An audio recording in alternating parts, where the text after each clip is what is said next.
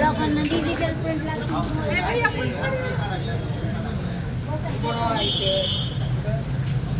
पत्रकारांवर झालेल्या हल्ल्याचा जाहीर निषेध.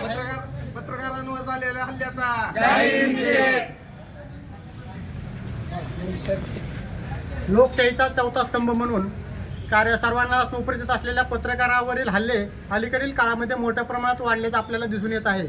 नुकताच त्र्यंबकेश्वर येथे वृत्तांकनासाठी गेलेल्या डिजिटल मीडियाच्या अनेक पत्रकारावर तेथील गावगुंडाकडून भ्याड हल्ला करण्यात आला. त्यामध्ये अनेक पत्रकार जखमी झालेले आहेत. त्या ठिकाणी जी घटना घडली त्या घटनेचा आम्ही बार्शी येथील सर्व पत्रकार सर्वप्रथम जाहीर निषेध व्यक्त करतो.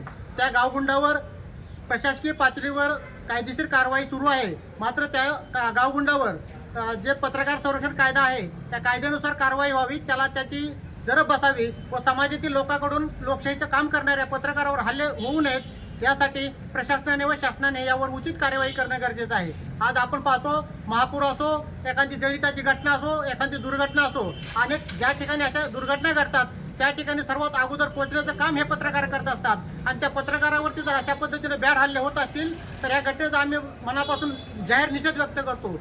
आणि मी आपल्या सर्वांच्या वतीनं शासनाला एक विनंती करतो की अशा घटनाची पुनरावृत्ती होणार नाही व असे पत्रकारावर हल्ले वाढणार नाहीत यासाठी कठोरात कठोर कायदे करून त्याची प्रामाणिकपणे कायदेशीर अंमलबजावणी व्हावी, तरच त्या कायद्याला आणि त्या प्रक्रियेला अर्थ राहणार आहे. नाहीतर कायदे जे आहेत ते कायद्याची जर अंमलबजावणी होणार नाही तर कायदे हे कुचकामी आहेत असं मी म्हणेन. तर त्यासाठी मी पुन्हा एकदा विनंती करेन की याबाबत योग्य ती प्रशासनाने शासकीय पातळीवरून कायदेशीर कार्यवाही करावी, त्यांना कठोरात कठोर शिक्षा व्हावी, त्या दृष्टीने शासनाने कार्य करावं अशी मी त्यांना विनंती करतो.